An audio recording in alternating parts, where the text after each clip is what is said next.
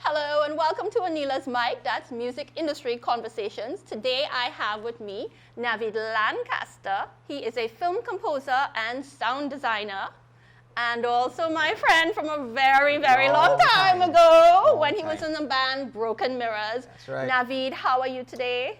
Fine.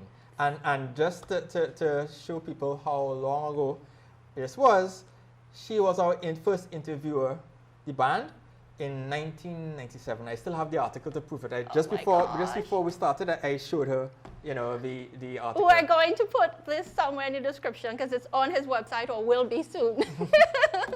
All right, Navid. So our topic today is about music in film, TV, and related entertainment industry.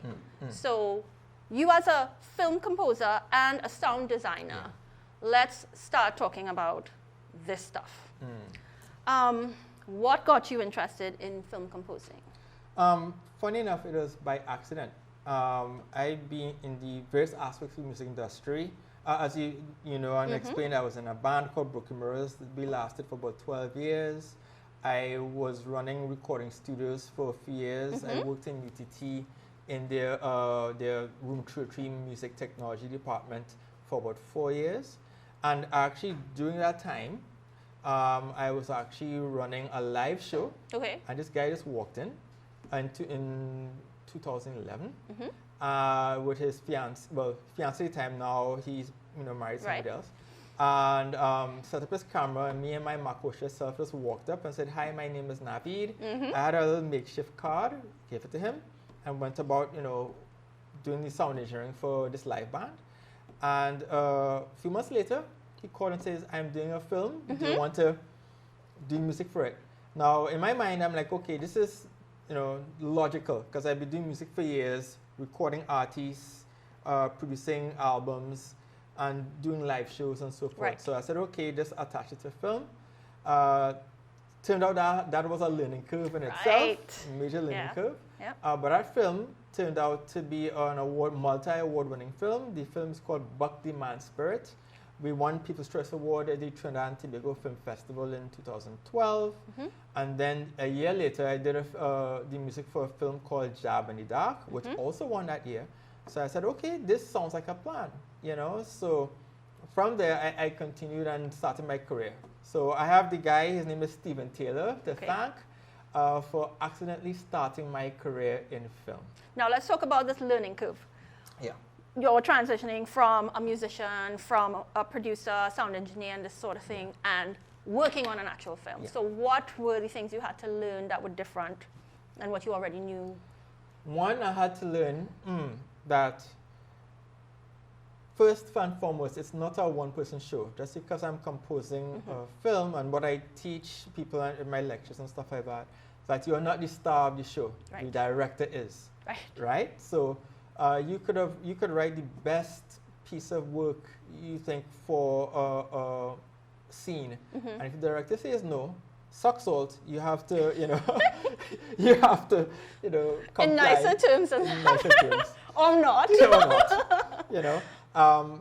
I've met actually up-and-coming composers who have that issue. They wrote something, and it's like, no, the director is the person who says yes or no, and because you're hired to complete the vision. Right. So let's go back just one step before that. So you're gonna work on a project film.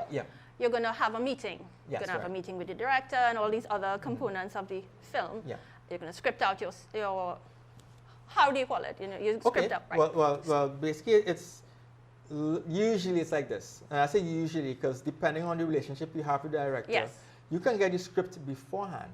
And I've been lucky to have that kind of relationship with certain directors, and they give me the script beforehand, and which as a composer I would prefer actually.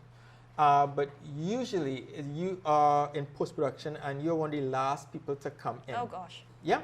So the director would have had, his or her blood, sweat, and tears in this film.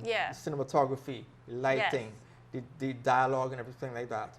And this one aspect that they don't have complete control of, they're handing this film to you to say, okay, I want you to tell a story through sound. Right. We know the music and the sound is setting a mood. That's right. Mood. That's right. And your job as a composer is to translate what they're saying in terms of mood, in terms of, sometimes they even ask you, you know, to make these sound more yellow. You know, what the hell? What is yellow? You know? I know Coldplay. So, no Coldplay. You know, right. So you have to translate that, because if you're speaking to a director and you're talking in musical terms, you know, I did this ad 7 times. No, their eyes will just glaze over. Like mine. Yes. But they are explaining to you the feelings that they want, yes. that the scene might want, that the characters might want, or even in most cases, not even saying exactly what the characters are doing. Sometimes it's something anti. So a woman could be telling a guy, I love you, and music is saying something different. Right. You know, right? Because you are in charge of, in a sense, of telling the subtext. Yes. Of the story. Yeah. And then to top all of that off, you as a composer or a sound designer, which I think we'll be talking about as well, you are guiding the story along, putting pieces together what the film visually is not saying. Right. Right. And or getting greater emphasis for a certain part of the feel of a certain scene. Yeah. So that is your job, to do that with music. Now, do you have any personal favorite movies, any movies, local or international, where there's a piece of music that just inspired you, or anything like that? Very simple. Okay. Anything from John Williams, I'll take. Right. That's outside. Right? Yes. Locally, personally for me, the best film composer is Andrew Tanker. Okay. And the film is called Bim. Okay. Yeah? Yes, yes. For those of you who look at this camera here. Which one? For those of you all who do not know that great film Bim from Andrew Tanker, I strongly urge you to watch it. Find it and watch it. It's a complete film. It was in the 1970s, and Andrew Tanker, he did other films as well. He actually did one called Turn If You Tide way back in the day. I remember that. Yeah, which was a television series, and it was a film. He did that, but Bim for me is the film, local film. Right. So let's talk about the differences in nuance between being a film composer and a sound designer. Yeah. Right. They're very close cousins. Yes. Yeah. What I tell people, first and foremost, just like everybody else on the chain, right, of making a film or an animation or video game, we are storytellers. Yeah, so that's the first thing. Secondly, sound design usually, but not always, uses things like sound effects. So, for example, cars draw. If you watch a film, most of that sound is either recorded on site, but most of it is built in house. So you're looking at different aspects of sound design. For example, Foley. They have somebody called a Foley artist. They watch the screen. They have like, for example, somebody's going to get stabbed, unfortunately. Yes, oh gosh. Right? You don't obviously record somebody getting stabbed. Right. Right? The Foley artist will watch that scene on screen, have a knife and a watermelon, records that sound. Right. Right? And the Foley artist is so good, they will actually sync their actions to what's going on the screen, and any adjustments can be made afterwards. Right. But that's usually the case. Explosions, sounds like for example, Bill Burt, who is one of the world's best sound designers. You know, Star Wars, all the lightsaber sounds and stuff like that. Yeah, that was created using a cathode ray in front of a tube, right? To make those lightsaber sounds, for example, all those R2-D2 sounds, and all that was done in post and created. Right. Jurassic Park was a mixture of lion sounds, or elephant sounds, and so forth, to make a Tyrannosaurus Rex. You know, because we don't know what a dinosaur sounds like. So we have to create it. This is the imagination of the sound designers, and they, of course, under the direction of the director. Right. Yeah. So that's one. And then, of course, film composers, they deal mainly with music, and you could actually intertwine them. So, for example, for I can't remember the exact name of the film. It escapes me, but it's a late 1980s film dealing with finance, and they're talking about Wall Street, and they have the sound of dogs barking because of the ferocity of the people on Wall Street to get to where they're going. So the music is going, and you're actually hearing these dog sounds barking in time with the music. Okay. You know, so you could actually incorporate elements of sound design within your score. Right. Yeah? So both of these disciplines are storytellers, right? And by the way, usually they, like, for example, I can't exactly tell you the project I'm on right now, but I am composing music, right? And in cahoots with the sound designer who's on it. So we are actually right now making sure everything lines up, so we won't be fighting in terms of airspace. Yeah. And of course, we could get all technical, talking about like different frequencies and EQs, so you know different things won't clash with each other. But we won't get into that really. No. Yeah. But So basically, is that customary where the film composer and the sound designer will work together? Yeah. Okay. Because at the end of the day, you have to create a product that works, that tells a story. So simultaneously you're working on the project, not one and then the other. Yeah. Right. Even though for mini projects, like if I'm on a project and I'm doing both, right, I'll do sound design first and then music. So like a project which is literally almost finished now. I'm actually finishing the score of this one. Yeah. Yeah, I did the sound design first, and the director approved like 99.9%. Just have something to tweak a little bit, and then I completed the theme, and I'm working on the rest of the score. So so things can fit, things make sense in the final product. Now let's also mention that, so you have your score, your film composing part, but you can also have theme songs, which can be a separate person too, right? That could be a separate person. It depends on what the director wants. As I keep saying that again because I'm not the star of the show. Well, it's like the James Bond series of movies. There's always like this theme song that's completely separate from everything else. That was the music was a brand. Yeah. So after me hear those notes, you know that's James Bond. Right. Right. Well, actually no, that's the. Well, that goes. Sorry, that's the other one. That's da da da da da da da. Yeah. Yeah. That's James Bond. Right. Yeah. Da da da da. That's for one of the films. But my point is that you have original music that's composed by the composer, and then you have other forms of music, right? This is licensed music, right? And we usually call those like drops, so a person could turn on the radio and hear a popular song, right? That wasn't made by the composer, that was licensed by a music supervisor or somebody else, but usually a music supervisor who gets the rights to use that music in that film. Right. Yeah. Well, we talk, I think sync is what they call it, right? So, okay, all right. So I want to know what other music-related careers there are in film, TV, video games, etc. Right. Okay. Well, music sync, we had music supervisor, sound editor. That's the person who takes all the sounds, goes in the computer, custom up, lines them up, make it sure it's frame accurate, on the screen. Film composer, sound designer, Foley artist. Then of course you have musicians, obviously. Right. Right.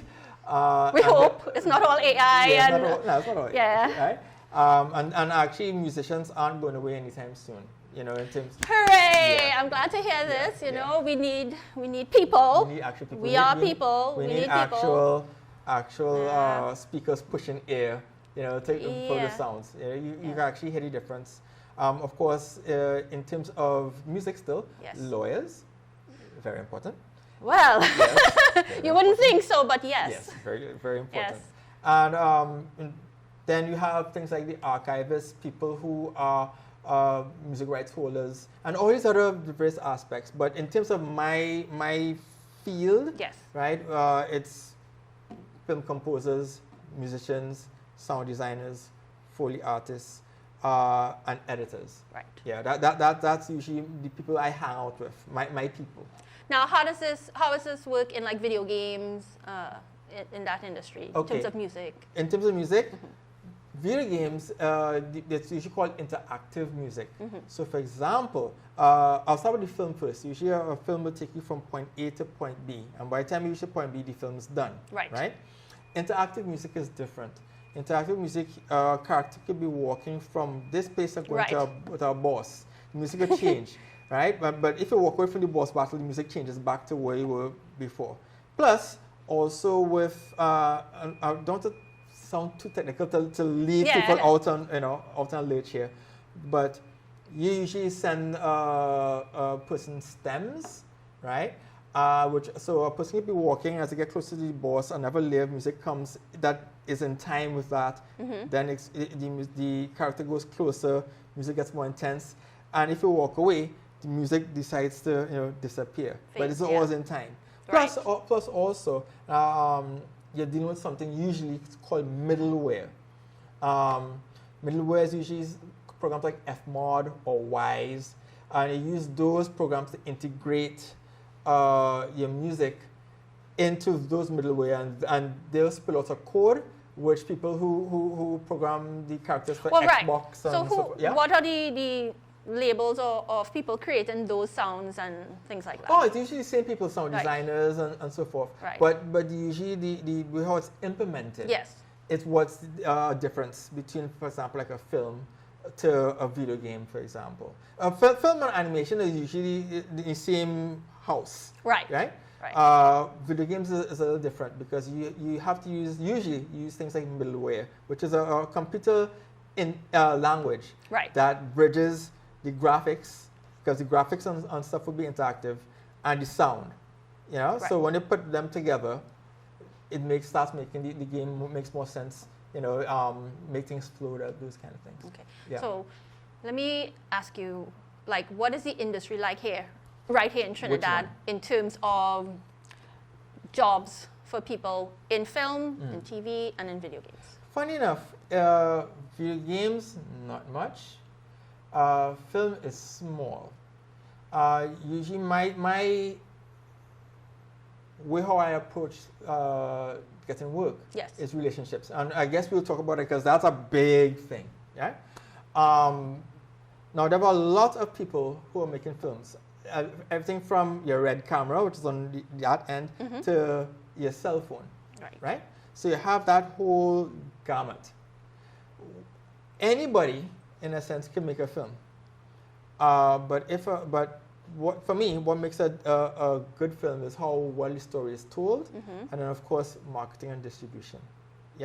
So for me, looking at to get a job in this industry, it depends on which aspect of the industry you want to be, because everybody, I guess, wants to be a director, and that's a thing.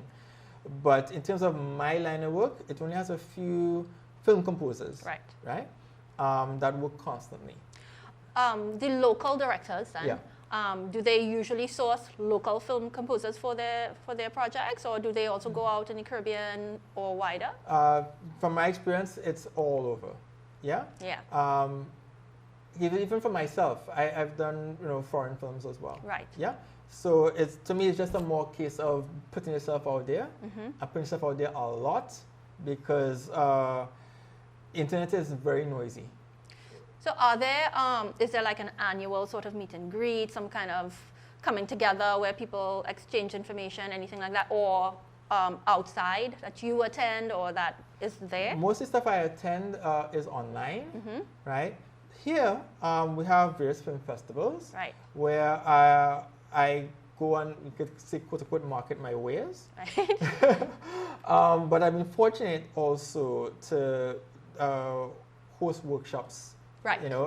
So for example, what was 3 years ago, the Trinidad and Tobago Film Festival, I hosted a workshop dealing with the relationship between a director and a composer, because a lot of people really don't know how important that relationship is.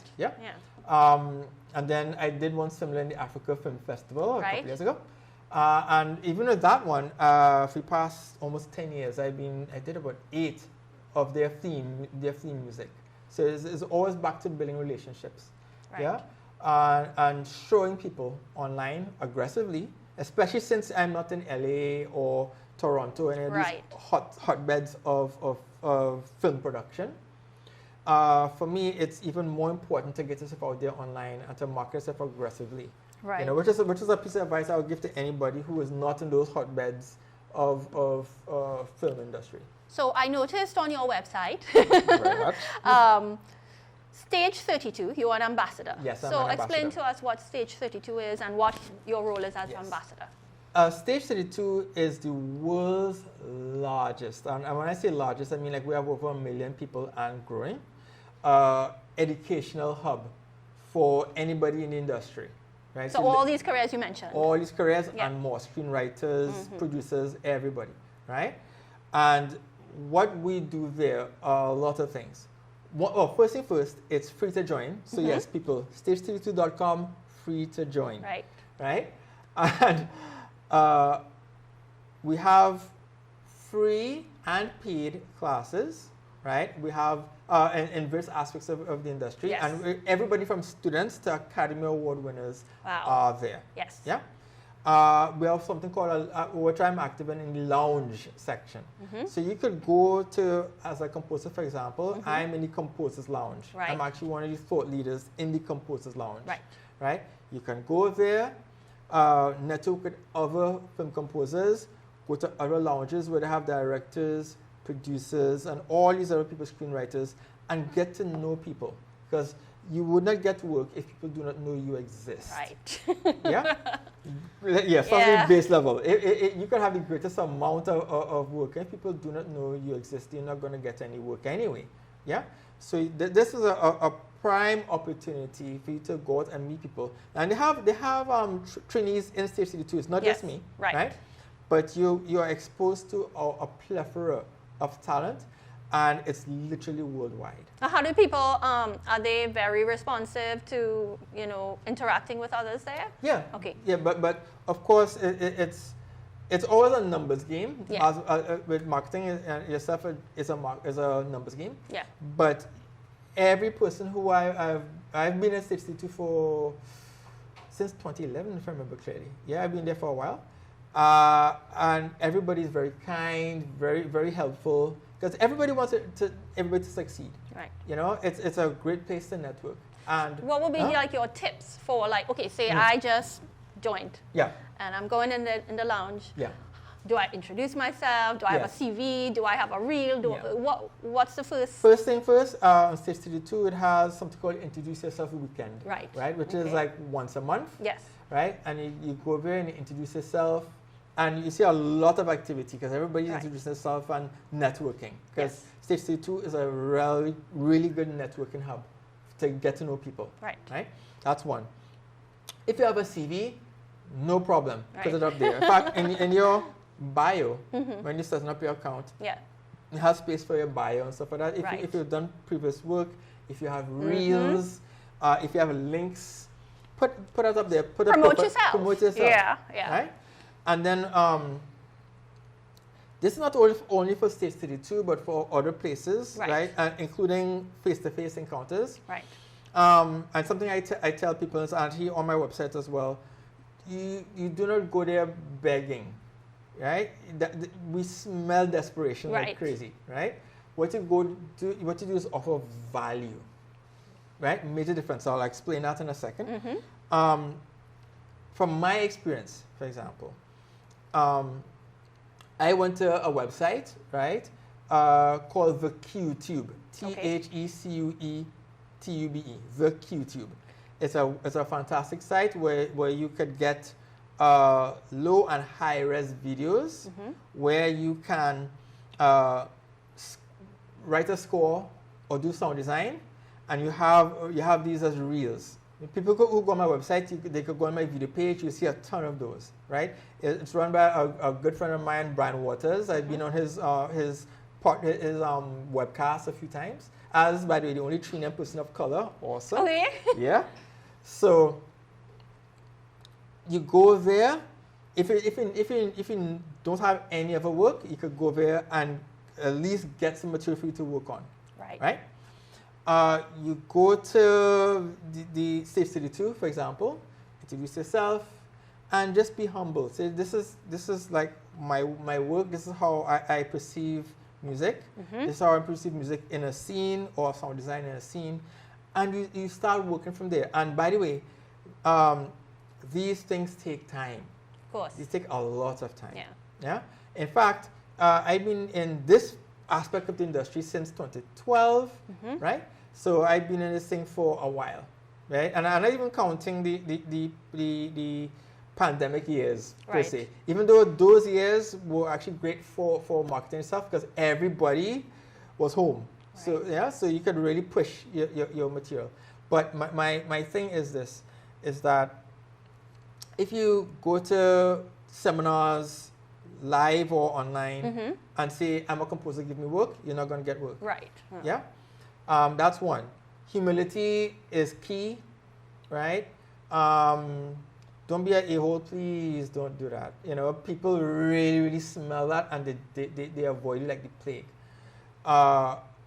Make sure that if you want, if they ask you to do something, right, do it. Yeah? I'll give an example. I can only give examples of Sure. what happened to me, right? Yes. So, for example, and I even had spoken to him this morning, and I will mention his name too. This Trini came, yeah. Or side note, by the way, find trainees who are doing well outside and become friends with them. Right. Because for two reasons. One, you don't have that icebreaker thing because culturally, you know, we could talk similar, Yes. right? That's one. And two, usually, if they see you actually doing stuff, they'll be more than happy to help you out. Right. Yeah? Yes. So that's one of the strategies that I've used very successfully, right? So this trainee came down to give a presentation in an animation conference, right? Now, before he came, he put up a video with the late, great Stanley. And Stanley had mentioned his name since coming out. So I said, if this trainee knows Stanley, I better know this guy, right? Right. Came, met him, said, hi, my name is Navid. And this is in 2013. It's 2013, yeah, 2013 he came down. Right. So it's just after the first year I did Buck the Man Spirit. Right. He said, okay, you're an animator. No, sorry, you're a composer. I'm animating this 5-second thing for a digital magazine. Would you do it for free? I was like, hell yeah. Did it for free. He and I have been cranking on stuff since 2013. Ever since. Ever since. He's been winning awards. He has Yeah. designed my company logo. My website is on his server, right? Right now, one of the apps that we had worked on and won 2 international awards is being featured in a museum piece in Germany right now, right? So I was actually in talks with the guy from Tunisia, who's actually one of the coordinators for Germany, and Anthony Fields. That's a guy named Anthony Fields, Okay. right? He and Anthony Fields, by the way, right now is on his 3rd contract with Apple, doing some designs which unfortunately I can't tell you about. Right. But and he and I are good. It's a caliber of It's work. a caliber of work. Yeah. Right. So and we just keep adding value and value Right. and value, and that's the thing.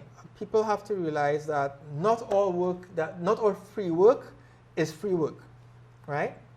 Another strategy that I'll get into, even if you get free work, make sure you do certain things. Like, for example, if it's a film, make sure your name is in the credit. Right. You only get what you negotiate. Yeah? Oh, yes, contracts. Contracts. Right? You only Yeah. get what you negotiate. So, for example, even if some of the free work I have done, I make sure my name is Yes. on the poster.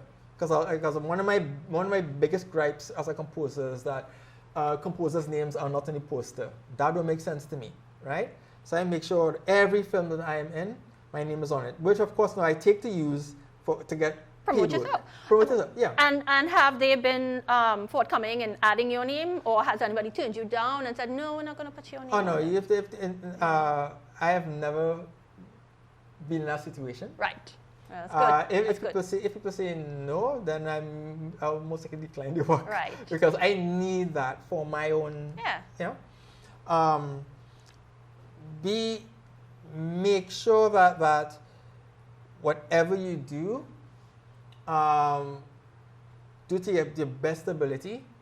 You do not need, for example, to use cracked software, right? A lot of companies now, I could talk to camera. Here's some free software for you guys. Go to pianobook.uk.com. You'll get free music software. You could go to labs.com, labs.com. You can get free software. You could type up anything from presonus.com. You'll get a free DAW, right? Digital audio workstation where you could create music, or if you're young people and you like create beats, which is not my thing. And that's just the start. There's a plethora. You could go on YouTube. It has a channel called Sample Library Review, which every Friday, they put out a review of latest music software, which is paid, deals, and freebies, right? If you can't afford anything, there's no excuse for you not to get good stuff. And the way how these companies are doing it for the past 8 years or something like that, they give good, high-quality free stuff. If you want to do music notes, write music like scores, you don't necessarily have to spend $500 US or whatever to get things like Nuendo, Finale, even though they're great programs. You can go to musescore.com, musescore.com, download that. They just updated to version 4.4 ... and they keep improving. Fantastic stuff. Or free resources. Free resources. Yeah. These are free resources. Even for people who come from the school of they do not know how to read music, right? Not a problem. The thing about, every good boy deserves fun, and then FACE, fireburn that. There's something called the landmark method. Go on YouTube, find the landmark method. You have to learn 12 notes in the whole stave, and then you're able to read music. They have so many ways to do these things. It's just that people do not know. Yeah?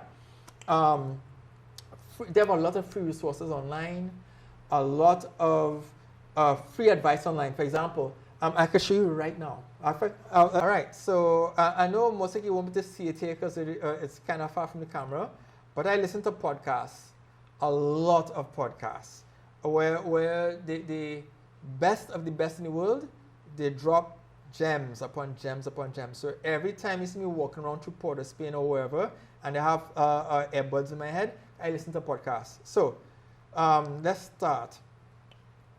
A composer's journey, right? Black music scene, right? Black music scene is people of color, like myself, in the classical music world, right? Blockbuster, or Stephen Taylor, who I mentioned before, he's actually in one of the episodes. Okay. Right? Composer Magazine's podcast, Composer Talk, Disney for Scores. Oh, wow. Yeah, right? Where they talk about some of the great composers and film techniques that happen from Disney. Score, the podcast.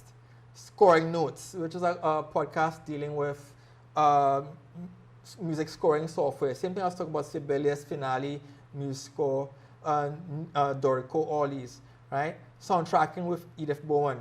Sound Business with Akash, right? Sound Business basically is a podcast dealing with how to get through the music industry and tips and tricks, especially in terms of pricing, right?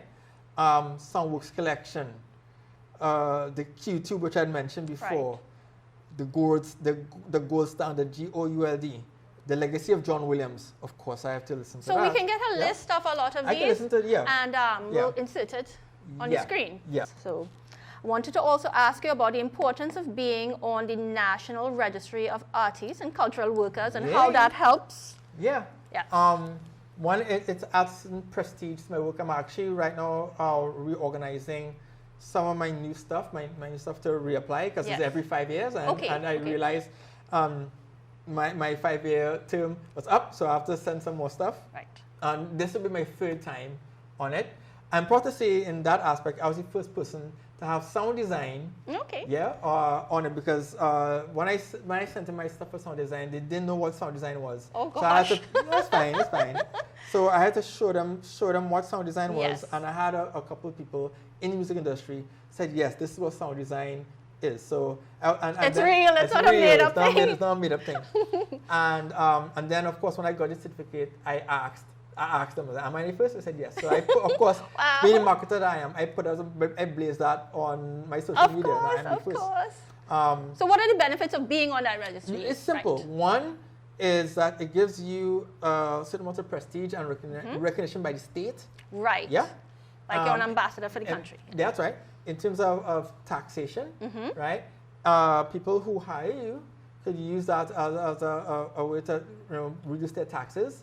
Yeah. So that's mainly the two of them. And then of course for me, using that to market myself outside, I'm recognized by the state. Hi, I'm in a. Right, that too. So that's and then also I guess travel visas as a yeah, that would make things a lot easier in terms of if you're Right. recognized by governmental agencies. So say you got a gig somewhere in America working Yeah. with some, you just yeah, go and so say, that well, it look. make things, it makes things a lot easier. Yes. Because that means you have a certain amount of credibility. Right. Yeah. What is the creative passport that's also listed on yes. your website? Creative passport. Shout out your website. Okay, my website is LANCAST Ltd.com, LANCAST Ltd.com.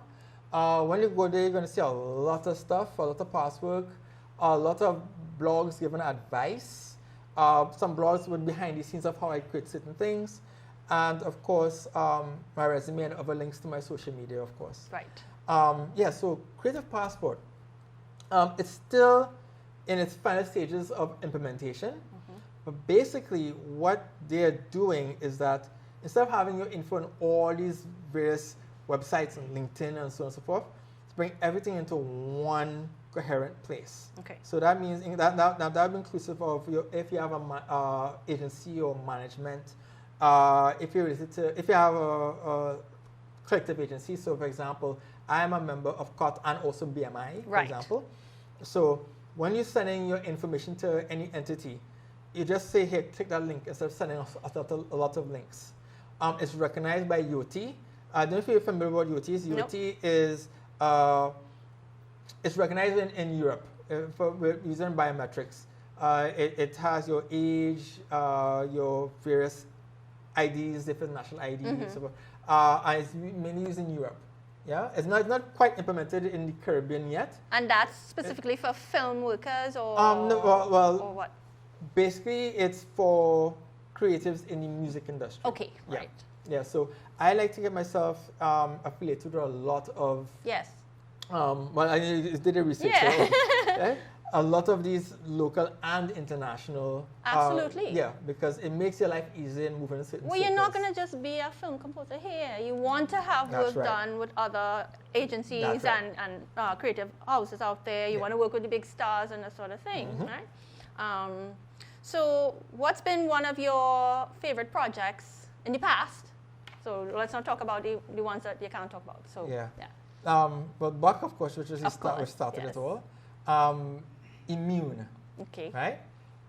Which, I mean, Immune was a roller coaster ride. I think if I remember clearly, everybody in that production was in England, Yes. except me. All right. Why didn't go? Technology and internet Oh, is okay, a good thing. okay. But you don't want to see England too. Was it during the pandemic? Funny enough, the script was done before the pandemic. Okay. Like not before the lockdown, literally before the pandemic, and it was in pre-production, and then the pandemic hit, and that film just became huge. That short film became really huge. Wow. So that film won, I think if I remember clearly counting, it won. I saw a slew of A slew of awards. awards on It's it. like a truckload of Yeah. awards. So that's on the film side. Yes. On the mobile app side, I've been fortunate to work with Anthony Phils, Right. Same person I mentioned before, and we worked on a lot of apps, but two of the ones that made it big was one called Unbreakable, which deals with the last slave ship that came to the United States. Okay. Yeah. And that one has won what?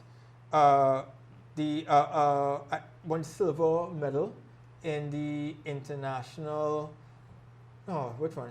In the International Design Awards and also in the Anthem Awards, which is a subsidiary of the Webbies, right? And for those who don't know what the Webbies are, basically it's like the Grammy Awards for nerds.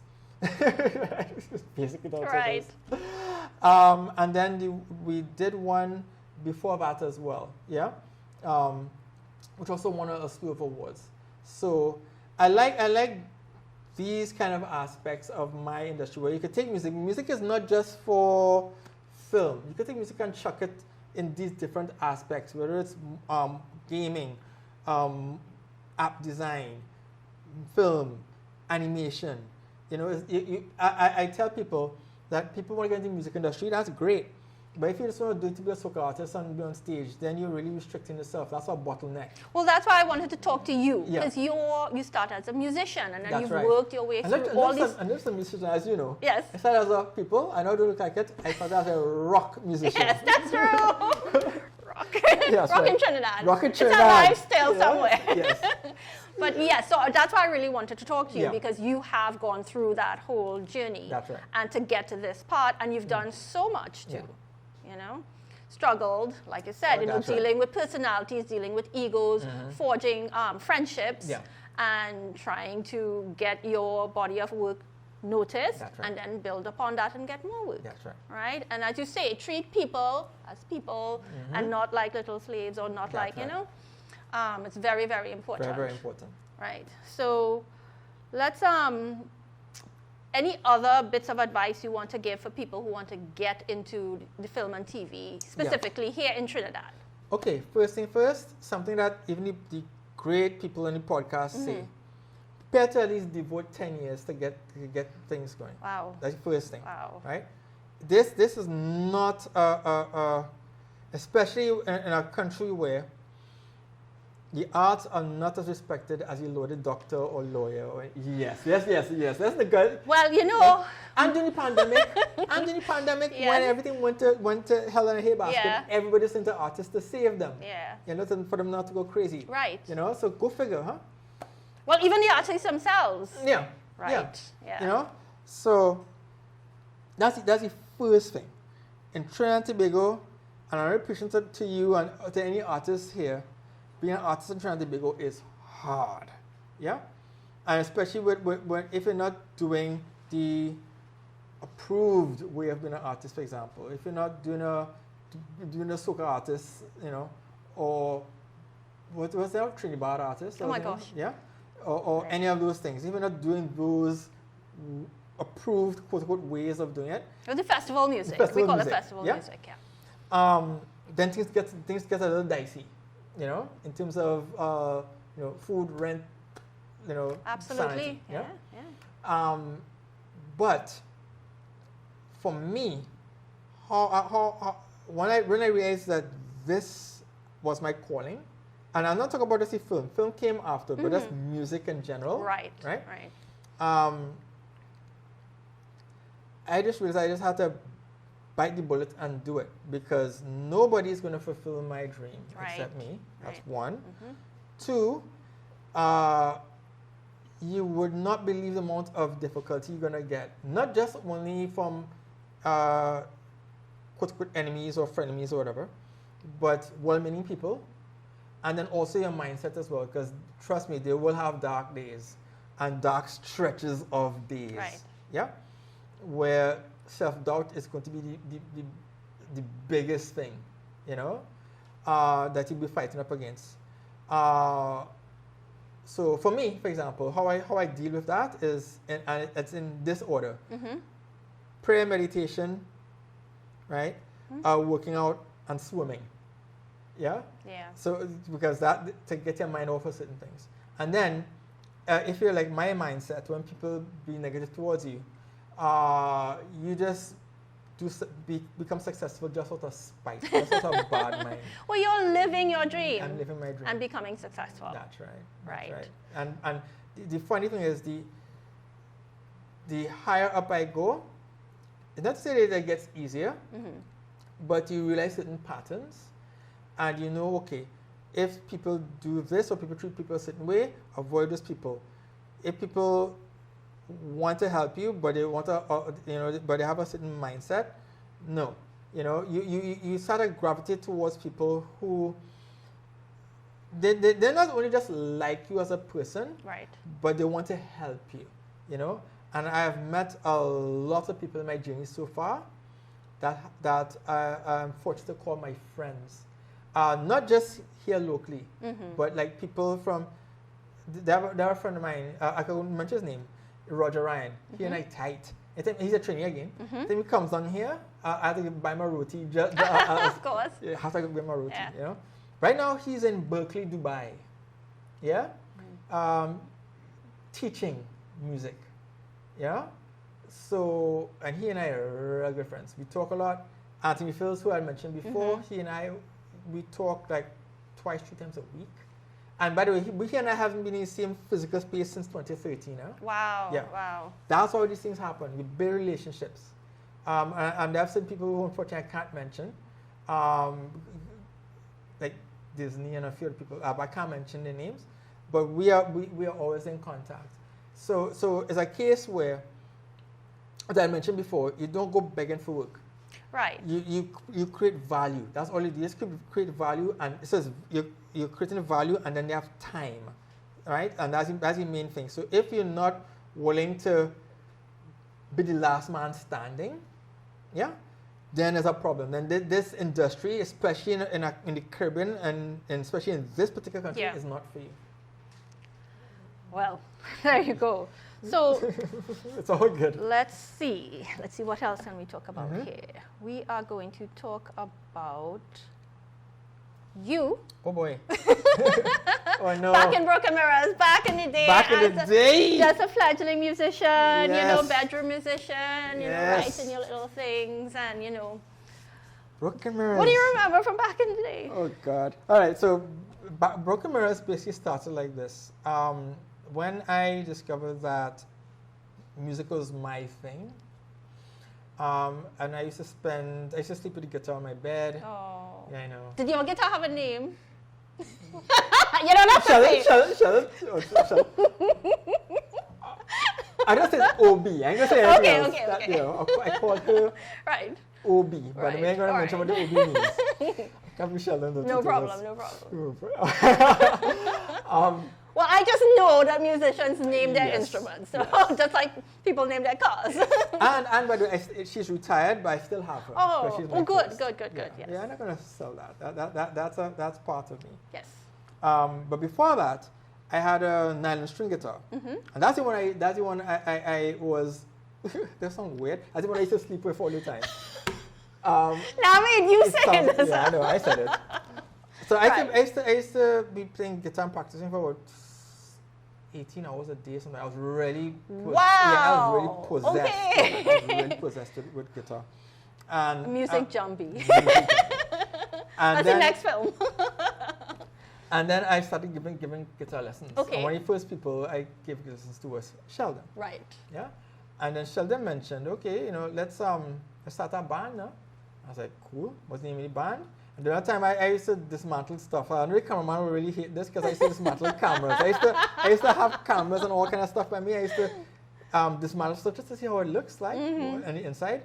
Yeah, so I basically was dismantling a camera and the mirror in it broke in half. Like perfectly in half. Right. And my brother, he said, hey, that sounds like a name of our band. So I was like, okay, cool. So Broken Mirroz, and of course, it's Broken Mirroz with a Z. That's right, with a Z. And we started off, actually our very first song was myself, Adrian, right? I know you'll put the picture after, but myself, Adrian, Chris, and Sheldon, right? And then Dave, of course, Davin Madhu, who couldn't play a note for saving his life, but he's a business head, so he wanted to be our manager. So Okay. it's like, cool. And so we used to practice like early Beatles stuff, and then just to get ourselves acclimatized. And then of course we started going into like Black Sabbath and stuff. Naturally. Naturally. Naturally. Yeah, some Beatles and Black Sabbath. Naturally. Yeah. You know, then of course we played a few gigs in Chaguanas, of course the mecca of metal in Trinidad and Tobago, right? So yes, Bees, if you're watching Bees this, Bar too, yes. thank you for giving us a chance playing in the gigs and stuff like that.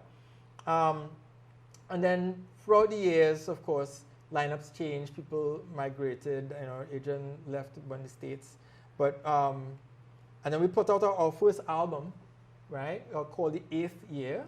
Because of course, if you're Broken Mirroz, 7 Years Bad Luck. Bad so Luck, right? Yeah. Yes. And by the way, another first, that was the first rock album to be registered in NALIS, the National Library. And we have papers to prove it, right? I actually had put it up online. And here's the funny thing, that album has a parental advisory on it, so it's hilarious. Oh, no. Yeah, we was cussing in the album in Trinidad and Tobago. Oh my gosh. So we actually have that, you know, Okay. as historical. So yeah, that was a thing.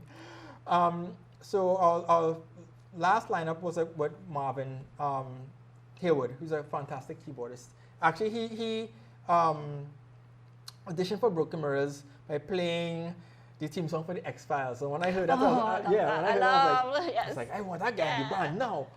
You just play that theme all yeah. So that was really cool. Yeah. But as I said, we lasted for a while. It was a good run. We didn't break up. We disbanded. For us, it's a major difference. Well, you know, people that's right. have careers, families, this sort families, of like thing, that, migration, like you said. Migration, you know. Yeah. So we decided, okay, after 12 years, it was a good run. Yeah. And of course, we have a WhatsApp group where all of us keep in touch. Right. Right. And yeah, it's good. And then it's funny because during that time, I was transitioning from band to, I was working as an assistant secretary at the National Buy Center in Woodbrook. And to show how old, long ago that was, I was typing in DOS. For people who don't know what DOS is, you're young. On a monochrome screen using WordStar, which was before WordPress. WordStar! Yeah, remember that? Yeah. And we had a TV in the office, and I saw on TV6 Kenny Phillips talking about music production. And when he left, I called the station, and they said, Kenny Phillips just left, here's his number, call him. He told me, if you want to learn about the music industry, leave your job. So I quit my job, went down to Kenny Phillips for 3 months. That was just before Carnival. And of course, I didn't know anything about using a Mac computer. Right. Put me in front of 2 clients with the clock ticking, and they were paying clients. Okay. And just before Carnival, so I get both from customer Ira George, get both from customer Ricky Jai. Oh. Yeah. Well, you got that by the top people. That's right. So you learn from the top people. I got into the music production side, old school way. Yeah. Where it's very militaristic. You can't sit on the engineer's chair, right? You have to earn that spot, that kind of thing. So I was the tea boy. I was the one making tea, it was coffee. On-the-job training, pretty much. On-the-job training, yeah. Cleaning the tape heads, because in those days, of course, we used tape. Yes. Yes, and then I did it for like 3 months. Didn't make the cut, so I had to leave. Ended up working in a recording studio called Proden in St. James, which is a completely different environment, making commercials, right, for these yuppie ads and that kind of stuff, and remakes them up. And then from there, left. I was there for a few months, then worked in spectacular promotions for about 6 years, running the studios A and B. And there's where things started coming to place, because I worked a lot faster because I was more used to this stuff. Worked with Pro Tools, worked at Logic, did albums, produced artists, recorded Calypsonians, did a truckload of commercials, right? And remember, I was talking about keeping stuff. So I have boxes of stuff with that, right? And then from there, left to work in UCT for 4 years in the music technology department. Okay. So and during that time, actually, stop there for a second. When UTT came into being and stuff like that, I mean, we didn't have it before, and it's like there's all this resource now. Apart from the free online stuff, there's actually schools now that people and musicians can go to. That's right. So that's been a great big development. And when I was there, I worked, as I said, in music technology department. So we were recording not just artists, but teaching up-and-coming producers proper methods. Right. Right. Now, I wasn't the one doing that. I was more doing the maintenance, making sure the lab works properly, right? Updating whatever needs to be updated. But during that time, of course, I was part of that crew that was recording Panorama, right? And we were recording Panorama in 5.1 surround sound and stuff like that. So a lot of nights going from preliminaries to semifinals to finals, no sleep. It was hectic. But during that time, I did my BTech in media and communications, and then did my degree, my first degree in media and communication from the University of Greenwich. And then I did my master's from the University of Leicester in media, new media and society. Yeah, nerd, sorry. Awesome. Yeah. And then during that time, well, these are tools equipping yourself to become better at your craft. That's right. Right. And during that time, of course, that's when I met Stephen Taylor, and that part diverged. Right. So I left there for my own company and so on and so forth. How difficult is it to form your own company here in Trinidad? No, that's not difficult. Maintaining it, especially in the arts, is a hard part. Right. Forming a company is not easy. Right. Yeah, especially now with Cross, that the new thing that they brought up now, and with the company's registry. Right. You could do everything online. Yeah. One thing I didn't touch on before, which I want to go back to, is how important are contracts in the film industry here in this sort of thing. Oh my God, that's paramount. Yeah. On my neck of the woods, like I had a discussion with a person today, right? And I'm going to do a sound design for his film, feature-length film. Right. Right. And I said, cool.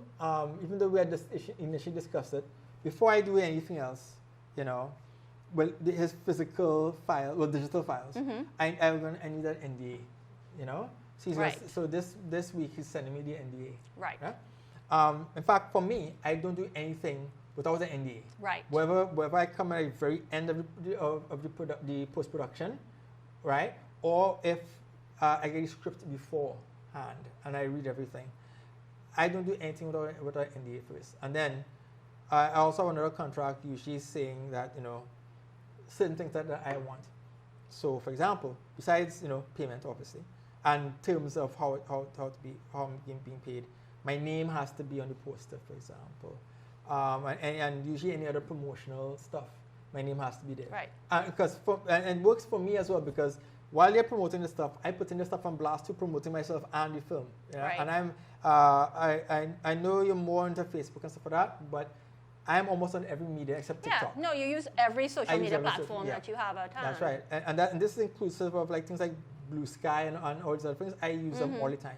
I blast myself out a lot there. So those are the kind of things that I put in contracts. On your side, do you utilize a lawyer yourself, or is that on the other side, the people who make the contracts? Usually that's on the other side.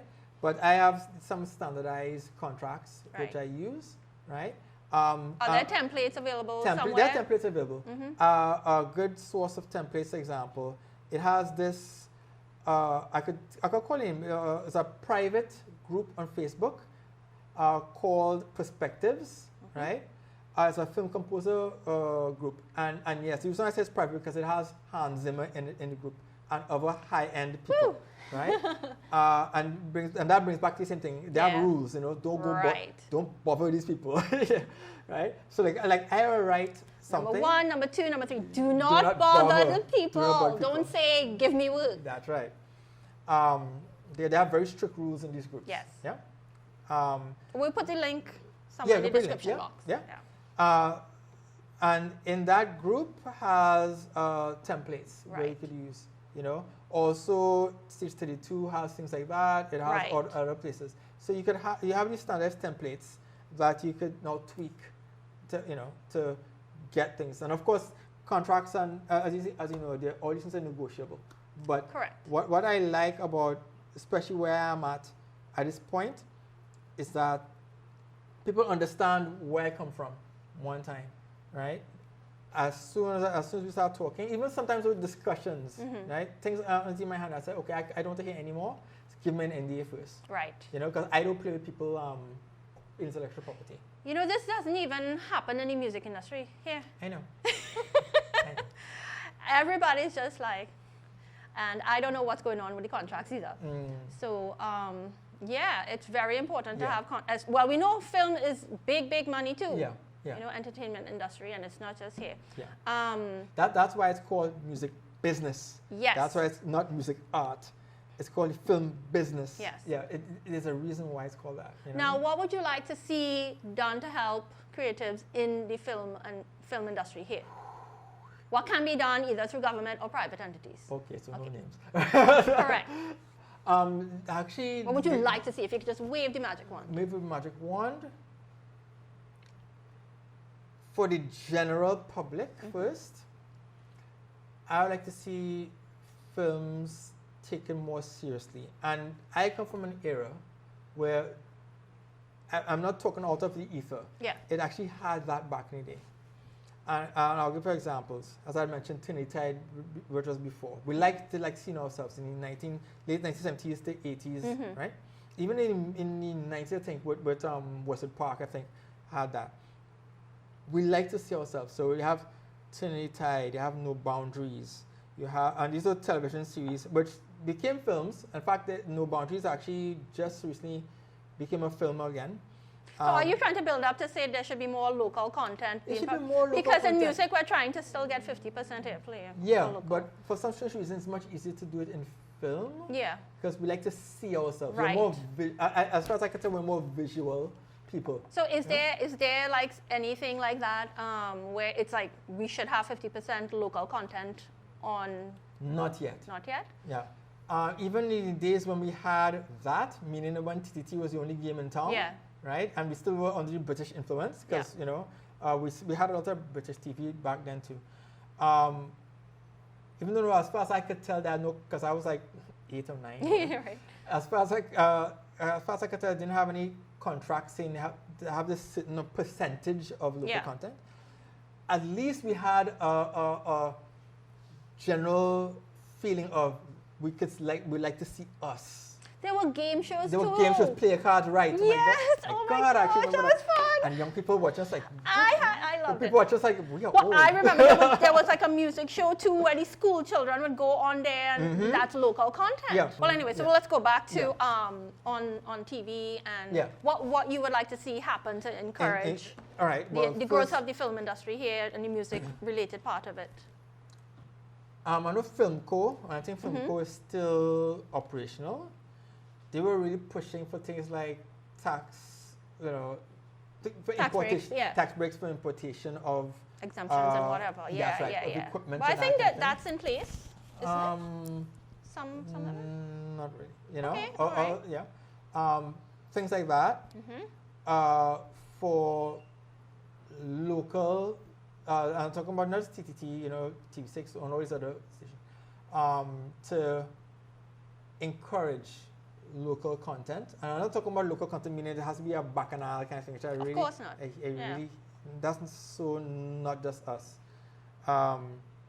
We are so, as Rubideri, our quote name Rubideri said years ago, and I totally believe it. We have the most talent per square foot on the planet, trainees. Yeah, and I firmly believe that.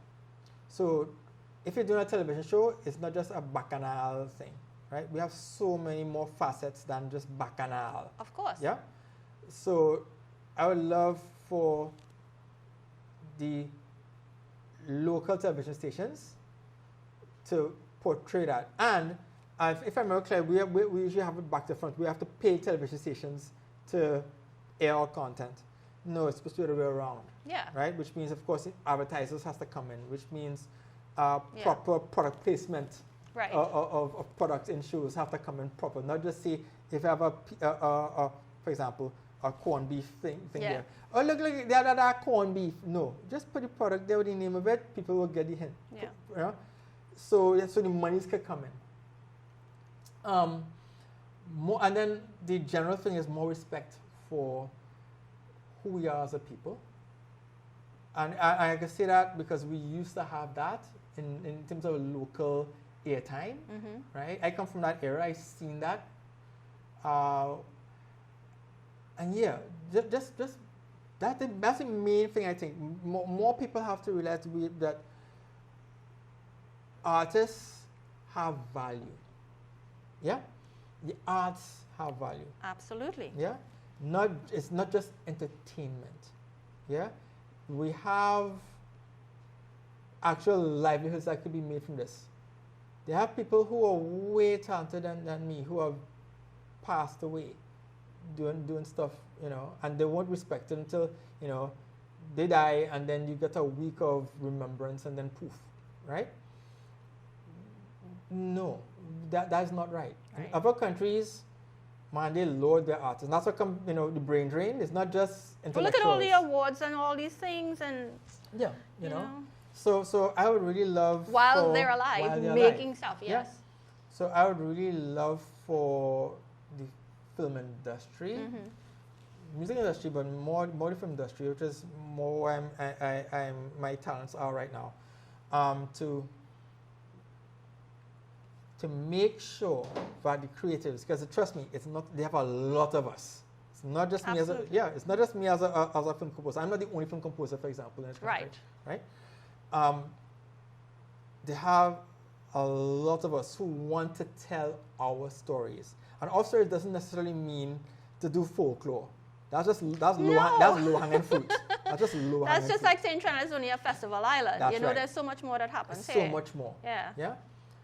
And for us to see ourselves, it's like the talent is there. Just give us the blasted opportunity to show. We have the same stories that exist everywhere else. We have love stories. We have anger. We have crime. We have horror. Crime, you know, we have everything that happens there too. It's not just folklore and festivals. And film is not just sand, beach, and carnival. Right. Because I could easily tell people. I know people brought that up to me once. I said, people watch. The Mandalorian, for example, was done. All the scenes were done on an LCD surround screen. You know, Barbados has better beaches than us. Let's be factual, right? We did that trope of selling Trinidad like that. That doesn't work in the real world, you know.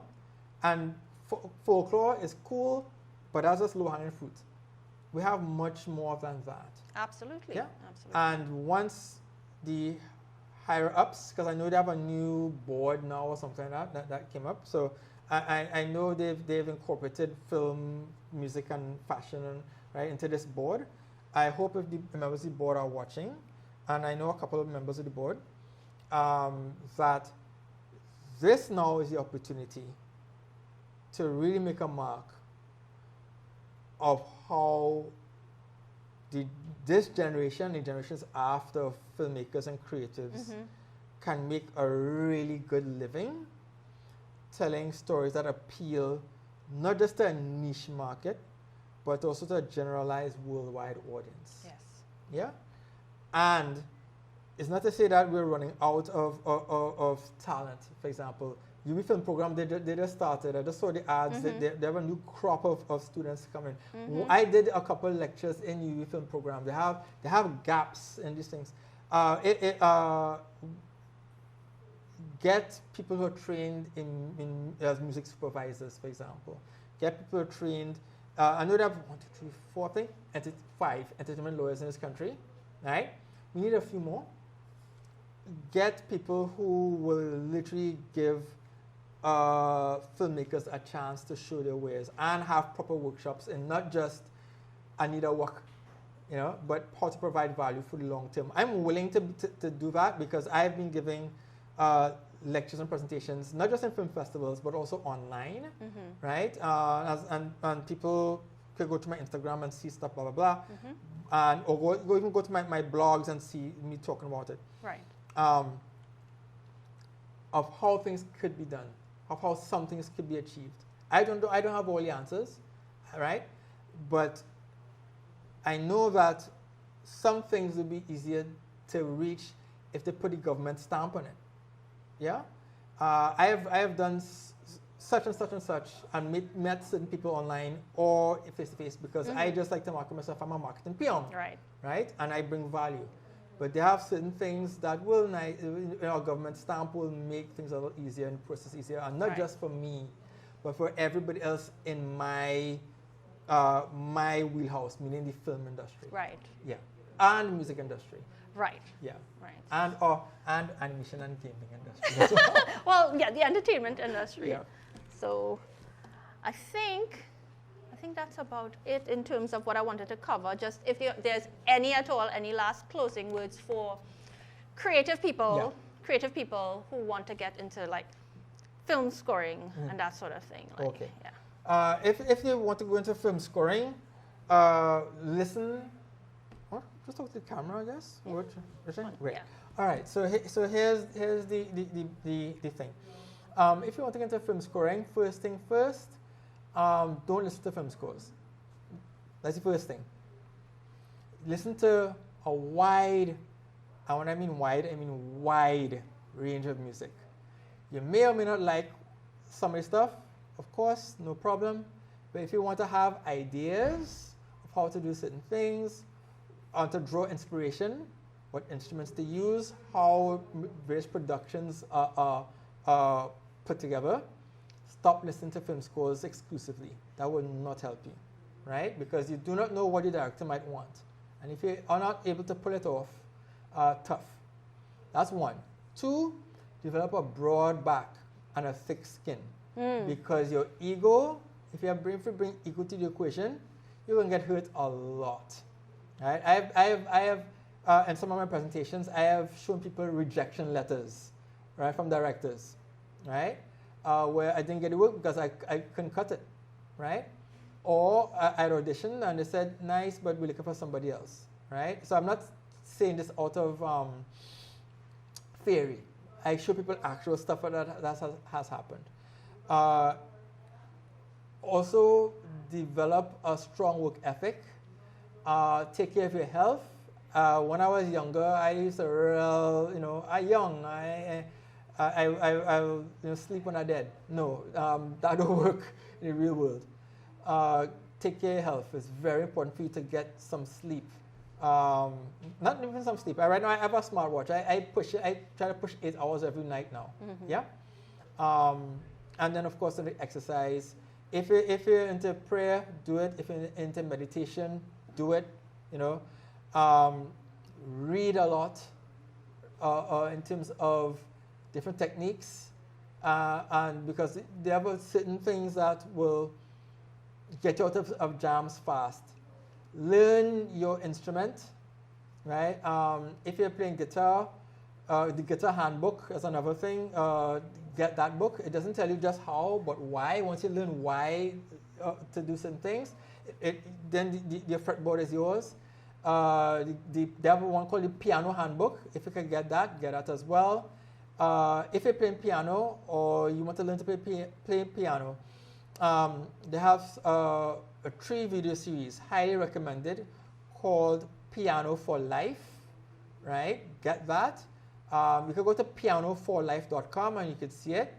And they teach you not the standard way of learning piano. They teach it how they used to teach it back in the day before piano became popular in the early to late 19th century, where you learn the techniques first and then learn to read music to associate with it. They do it backwards. Yeah? Make sure that you know your DAW, right? The digital audio workstation. If you're working with Logic, or if you're working with Pro Tools, working with Presonus Studio One, or any of those, because clients don't like to wait, right? Learn your stuff, have that skill to learn and learn fast. Fail fast and learn faster. And then I mentioned it a few times before, as you've seen in this wonderful interview. Don't be a dickhead, right? Be professional and humble, but also don't be a doormat either. You don't want people walking over you. Have your standards, right? And yeah, that's basically the crux of the matter. Yeah, that be professional, be humble, but don't be a doormat. Because people, especially unscrupulous people in various industries, will love nothing more than just to walk over you for their own gain. And you have to learn and recognize that early o'clock. So yeah, that's basically some of the Well, and one final question. Yes. We all want to know. Is it going to be a Broken Mirroz reunion? That has been mentioned a few times since we disbanded. That may happen. 2025, we're rooting for you. No, not really. Okay. But that may happen. The funny thing is, now that we have more life experience, some of us have gotten some more technological toys. Yes. That may happen, but we'll see. Or you can do your part separately and just show up for the gig. we may push out more first into our live gig. Live gig is a pressure. We have as you would know, band practice is a thing. Of course. It takes a lot out of you, and we cannot all. So just one show. or one show. One show thing. I brought it up in the fellas. Israel band's coming back for reunion. I know. I've seen. This is the time. You have to get in on that. Otherwise it's gone. By the time we can't wait 10 more years. We have to get in. Yeah, all of us in our 50s now, right? This is what I'm saying. Do it now before you're 60s or 70s. You don't want to be like, Mick Jagger can do it, but we can't, Mick Jagger. Right, we ain't got moves like Jagger. So anyway, I would like to thank you so much, Navid, for coming on Aneela's mic. That's Music Industry Conversations. And I hope to have you back later on too. Much success to you. Thank you so much. You know the hardware of the room? Yeah. By Chalo Junction? The upstairs, downstairs house. Right. How do you think them get big so fast?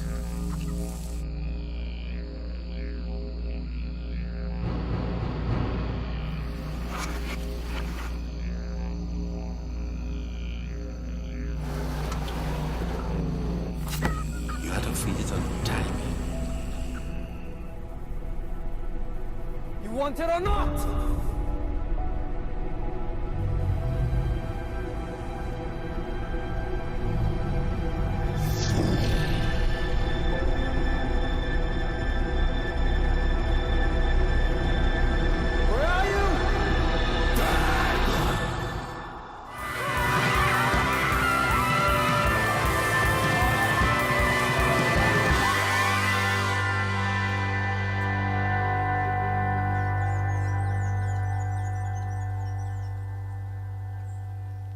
This is the story of a man pursuing a childhood dream.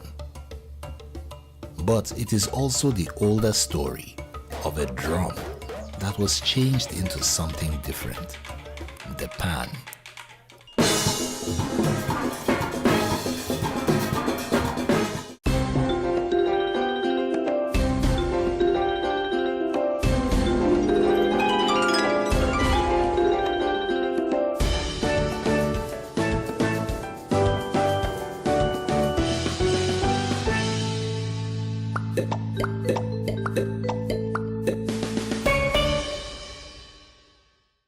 Lionfish numbers have been increasing at a rapid rate, as each female is capable of producing over 2 million eggs a year. This invader is destroying its new habitat by preying on a wide variety of native species. This includes young snapper, grouper, and crab, and fish that keep our reefs clean and healthy, like parrotfish and damselfish.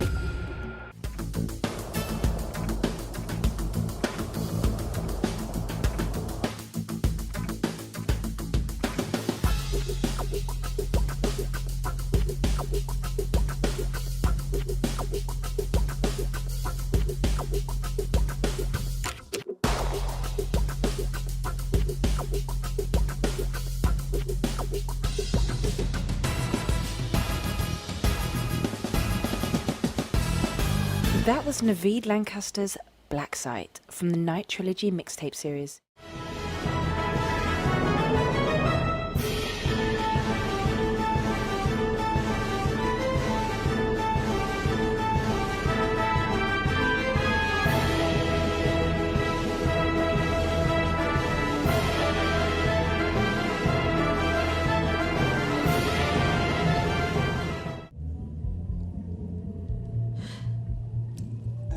Sorry, darling. I don't have a pen. You have $500? These pounds don't come with pockets, darling. Bell Bottom Rock Fest. Your biggest album just like fucking blew up and fucking 20,000 people and you chose me. Ah!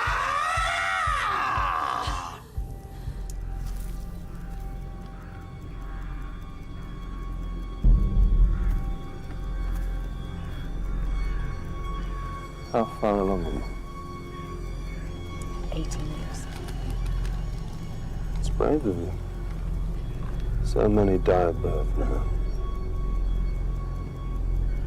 Sorry, I didn't mean this. I'm sure they'll find a cure in time.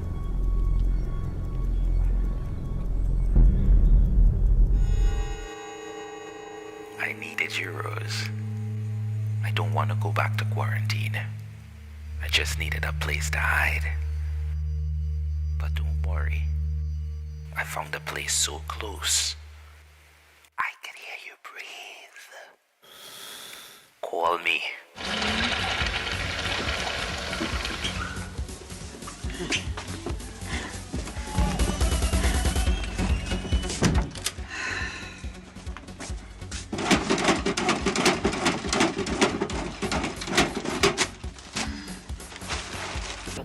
I saw this place where I had a recurrent dream. I told the people, let's go up by this place I saw. I remember Maya there, guitars there. They form a circle and then the ladies started dancing in the water and all because it's very shallow and all that. So they enjoyed it, the puja, they enjoyed going out in Lancashire. So next year now, we just followed and do it again and it became a project.